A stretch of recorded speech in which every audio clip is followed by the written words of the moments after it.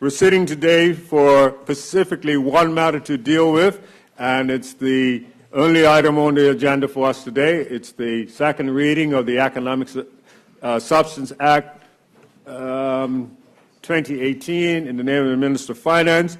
But members, and particularly those in the public audience, again, the significance and the importance for us to have this special sitting will come clear as the Minister presents his presentation this morning. So I thank members for the indulgence of allowing us to sit today for this special sitting. Minister? Good morning, Mr. Speaker.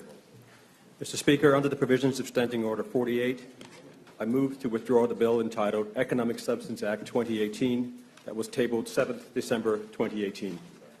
Any members, any objection to that? No objections. Continue, Minister.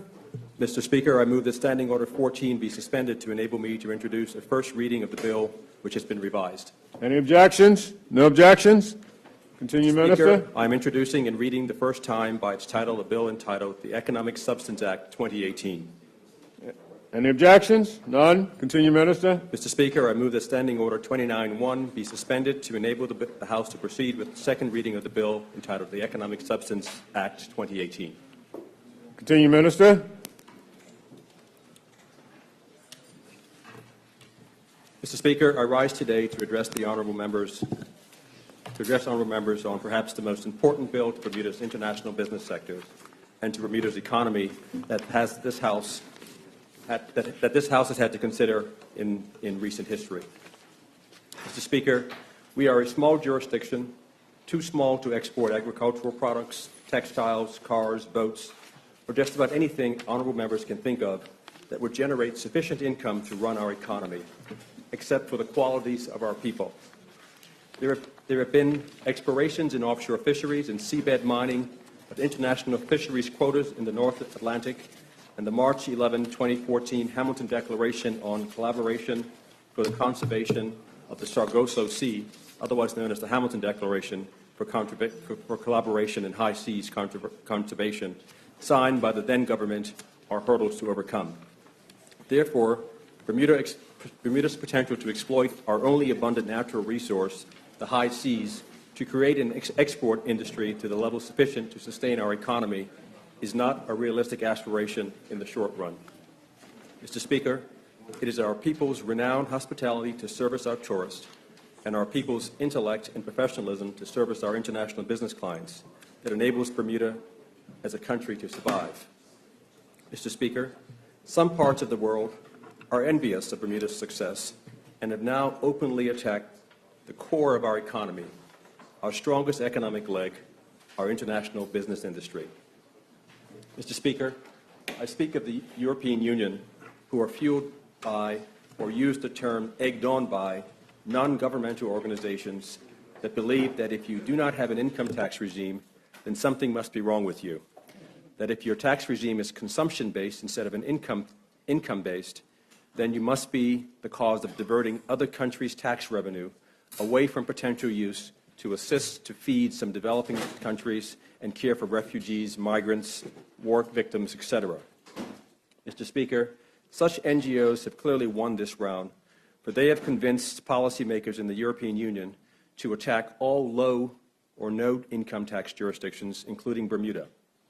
This is despite the global body for cross-border tax policy to which the G20 has for years delegated its global tax competition mandate, and I'm referring to the Tax Policy Division of the Organization for Economic Cooperation and Development, better known as the OECD, which has rated Bermuda largely compliant, meaning cooperative. Mr. Speaker, when one of my predecessors, Minister of Finance, the late Honorable C. Eugene Cox, wrote Bermuda's May 15, 2000 Level 1 commitment letter to the OECD in respect of the OECD's project on harmful tax competition, along with several of our peer jurisdictions writing similar commitment letters at that time, it ushered in an era of increased partnership and understanding between the OECD and cooperative low/no income tax jurisdictions. Mr. Speaker, Bermuda even served on the OECD Global Forum Working Group on effective exchange of information that produced the OECD Model Tax Information Exchange Agreement, called RTIA, which was published by the OECD in April of 2002. Mr. Speaker, the OECD at that time, and continuing to this day, concluded that low or no income tax jurisdictions that have two key elements: one, transparency in their laws, and two, exchange of information agreements, TIAs, are not harmful. Mr. Speaker, the OECD rating of Bermuda is largely compliant, is based on the OECD assessment of Bermuda in mid-July last year for our compliance with the two key elements, transparency and exchange of information. Mr. Speaker, therefore, Bermuda is one of those low or no income tax jurisdictions that the OECD concluded is not a harmful low or no income tax jurisdiction. Mr. Speaker, Bermuda's status as a low, no income tax jurisdiction that is not harmful is reinforced by compliance with OECD's standards of today, whereby we have adopted every form of exchange of information the OECD has thrown at us, such as automatic exchange of the OECD's versions of the U.S. FATCA, that is the OECD's Common Reporting Standard known as CRS, and the OECD automatic exchange of country-by-country reporting information known as CBC.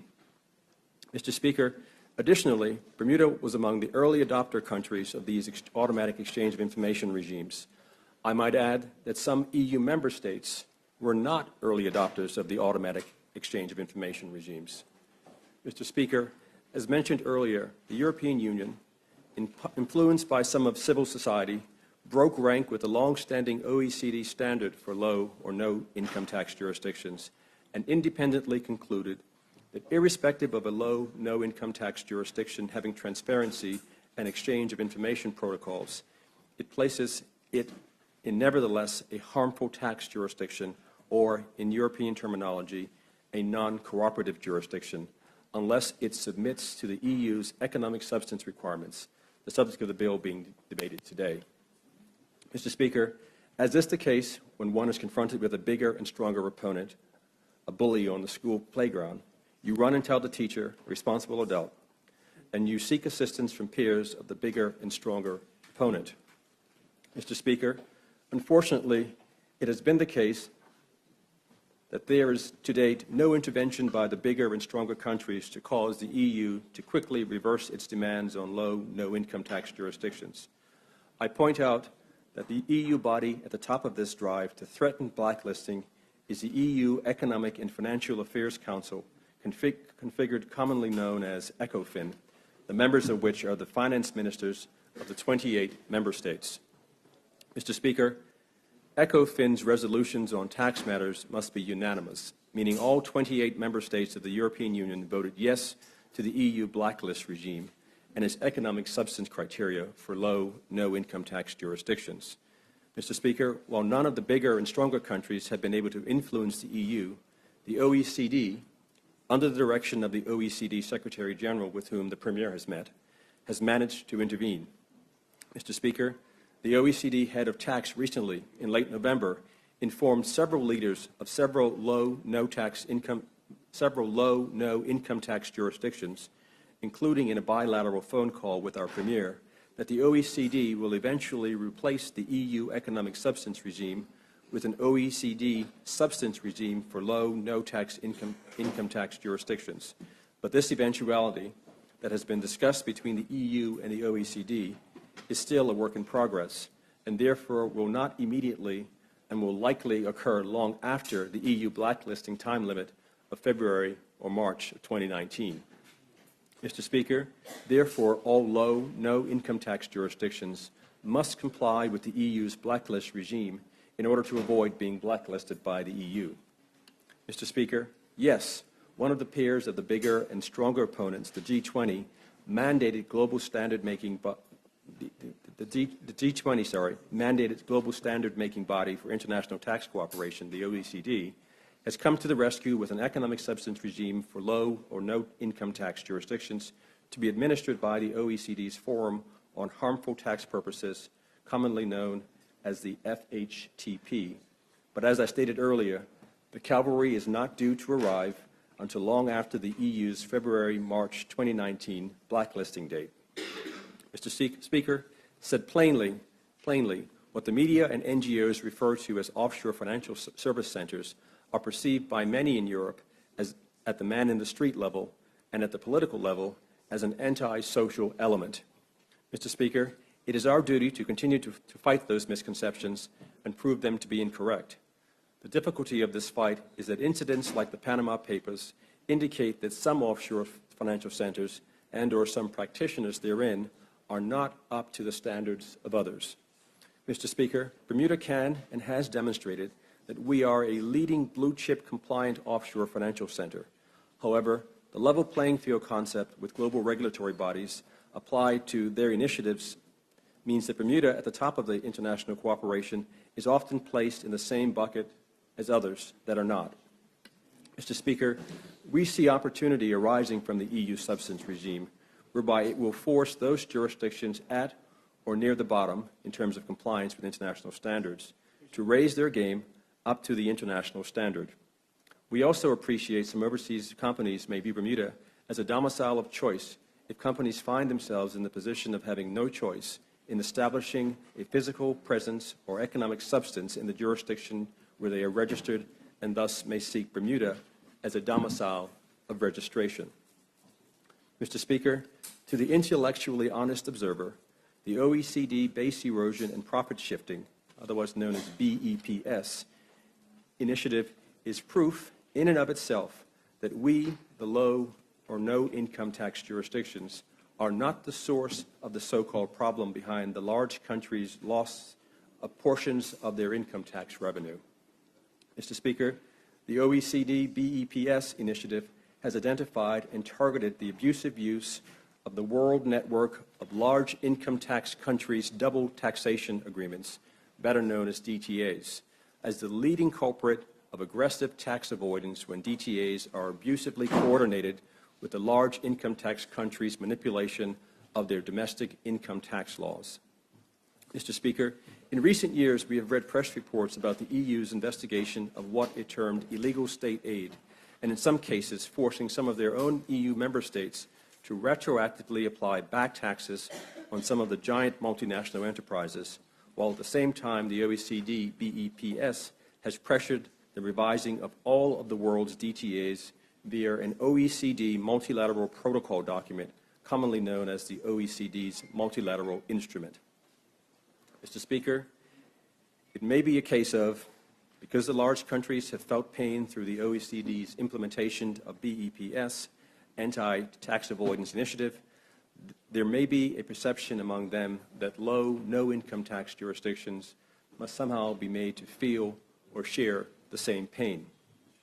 Mr. Speaker, this perception has led to today an EU economic substance regime founded on questionable tax policy conclusions and applied against jurisdictions that do not have the means to manipulate the global market, the global network of DTAs, nor the means to fiddle with our domestic income tax law, given we have no domestic income tax law to abusively fiddle with, to attract entities of no economic substance. Mr. Speaker, the entities of so-called no economic substance establish themselves in low or no income tax jurisdictions after they have avoided large countries' income taxes by being positioned in a multinational corporate structure in a way to take advantage of tax avoidance effect on the DTAs and tax avoidance elements in the domestic income tax laws of large countries. Mr. Speaker, the domestic tax laws of the large countries can be made to tax their own taxpayers' overseas income rather than the tax deferral, tax credit, or tax offset provisions large countries provide in their domestic income tax laws. Mr. Speaker, we believe the UK is one of the few large countries that are intellectually honest and recognize that abusive BEPS practices can be addressed by the UK domestic tax law as opposed to attacking the internationally recognized sovereign rights of countries to have a largely consumption-based tax regime. Mr. Speaker, the UK created the UK Diverted Profits Tax, which, as outlined in the UK's Finance Bill 2015, has the stated aim to, and I quote, counter the use of aggressive tax planning techniques used by multinational enterprises to divert profits from the UK to low-tax jurisdictions, ultimately trying to ensure that no business with UK operations can achieve an unfair tax advantage, I close quotations. This measure introduced a new UK tax on diverted profits. The UK's diverted profits tax operates through two basic rules. The first rule counteracts arrangements by which foreign companies exploit the permanent establishment rules in DTAs and in domestic income tax laws. The second rule prevents companies from creating tax advantages by using transactions or entities that lack economic substance. Mr. Speaker, the UK's diverted profit tax regime became applicable from 1st of April 2015, and as I just mentioned, its second rule prevents companies from creating tax advantages by using transactions or entities that lack economic substance. Mr. Speaker, the UK diverted profit tax regime does not attack the jurisdictions where transactions or entities that lack economic substance are domiciled. Mr. Speaker, large countries have the ability to do what the UK has done, but instead they have launched an unprovoked attack on us. Mr. Speaker, I say unprovoked because if you have the power to prevent your residents from avoiding your domestic income tax by simply revising your own domestic income tax law, how are you provoked to attack a low, no-income tax jurisdiction that has cooperated with the OECD for decades by signing up to every tax information exchange agreement the international community of income tax countries has created? Mr. Speaker, to further prove my point, the European media outlet Law 360 Tax Authority reported on November 30, 2018 that, open quotation marks, a representative of Google Inc. recently told EU lawmakers the company would be phasing out a Bermudian structure after recent tax changes in Ireland and by the OECD removed the tax incentive for us to use it. Mr. Speaker, instead of attacking Bermuda, Ireland made tax changes, and the OECD created BEPS to force all of the world's DTAs to stop abusive tax treaty shopping. Mr. Speaker, Bermuda's centuries-old consumption-based tax regime is not responsible for income tax countries' loss of their income tax revenue. BEPS and the much-publicized EU state aid investigations against their own members is proof of that. Mr. Speaker, if one seeks further proof, The Guardian in London reported on 13 October 2014 the headline, "Ireland to close double tax loophole." And the article leads with, "Apple and other multinationals based in Ireland are to be given a 4-year window before the phasing out of a scheme that cuts their tax bills." Mr. Speaker, one can now see more clearly the connection to a comment attributed to Google in November 30, 2018, to which I referred a few minutes ago. Mr. Speaker, I encourage Google, to whom Bermuda has been a good host for years, to keep the current scope of your company in Bermuda, and help your host domicile by establishing the economic substance as required by the EU to your companies that are currently in Bermuda. We will work with you and with all of our international business stakeholders to fulfill our collective objective to remain compliant with the EU standard and eventually the global community standard for economic substance. Mr. Speaker, last year on December 5, 2017, the EU listed 17 jurisdictions as non-cooperative tax jurisdictions, with the list, which many refer to as the blacklist, changing several times since then as some of the listed jurisdictions met commitments set by the EU and were delisted, and some were added to the list and then taken off. Mr. Speaker, Bermuda has never been listed on the EU's list of non-cooperative jurisdictions, the EU blacklist, but this decision by the EU not to adopt an approach similar to that of the UK diverted profit tax has placed the world's low or no income tax jurisdictions on the cusp of a watershed precipice by including low and no income tax jurisdictions on the EU's watch list, the so-called grey list. Mr. Speaker, after months of public speculation, the EU ECOFIN on 22nd of June 2018 finally published what is known as the 2.2 scoping paper, setting out the economic substance requirements that must be adopted by low or no income tax jurisdictions. Mr. Speaker, ECOFIN is a short name for the European Union's Economic and Financial Affairs Council, the members of which are the economic and finance ministers of all 28 EU member states. Also relevant European commissioners participate in their meetings. ECOFIN's ECOFIN meetings generally take place once a month. ECOFIN is responsible for EU policy in areas of economic policy, taxation issues, and the regulation of financial markets and capital movements, as well as economic relations with countries outside the EU. ECOFIN takes decisions by a vote of ministers from the member states. Mr. Speaker, there are three types of votes in the EU institutions, depending on the European Union's Lisbon Treaty provisions for the subject being dealt with. There's a simple majority for procedural decisions, qualified majority, a weighted voting system based on the populations of member states used for many decisions concerning the internal markets, economic affairs, and trade, and unanimity for foreign policy, defense, judicial, and police cooperation and taxation. I emphasize unanimity. Mr. Speaker, through public speculation about the EU's intentions were rife, and all low and no tax jurisdictions were monitoring events to the 22nd of June 2018, was the first time that a concrete published EU criteria emerged as an official document of ECOFIN. The first time we knew exactly where the goalposts had been set.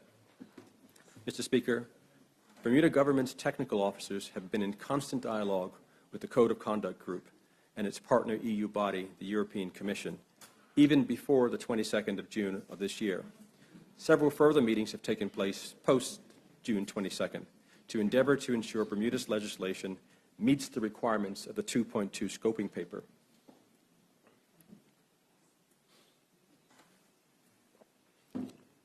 Mr. Speaker, this economic substance legislation being debated today is necessary to protect Bermuda's status as an international business center, and we will continue to lead in complying with global standards. I have already stated that the EU standard will eventually be replaced by the OECD's global standard, and it is Bermuda's hallmark that we comply with global standards. Mr. Speaker, we are confident that we can avoid any adverse designations regarding our tax regime and the structures set by the EU. And if the EU thought more curveballs at us early next year, we will adjust. And if the EU throws more curveballs at us early next year, we will adjust and adapt our regulations in order to continue to defend Bermuda's interest. Mr. Speaker, it was said to us, this is a take it or leave it situation. Notwithstanding this aggressive posture, we believe that from this difficult situation can come something positive. Mr. Speaker, among the positive aspects emanating from this situation are: 1, this will level the playing field across jurisdictions, and 2, the OECD will eventually take over the administration of the substance regime, thus making it a global standard.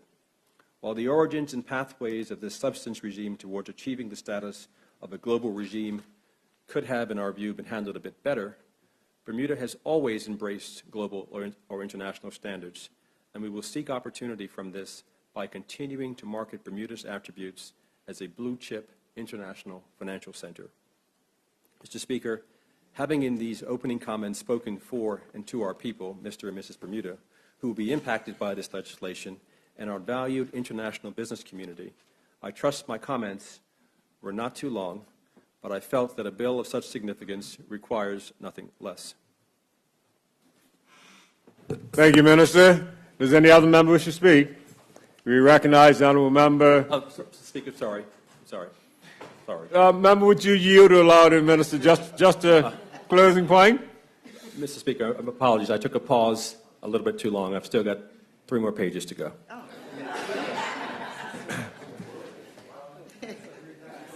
Well, Minister, that's a first. You flipped to the end before you should have. Well, Mr. Speaker, I apologize for the long lead-in. Now I'm going to talk about the bill. Your indulgence, sir. Continue on, Minister. Mr. Speaker. Being the member hadn't started speaking, we'll let you continue. Mr. Speaker.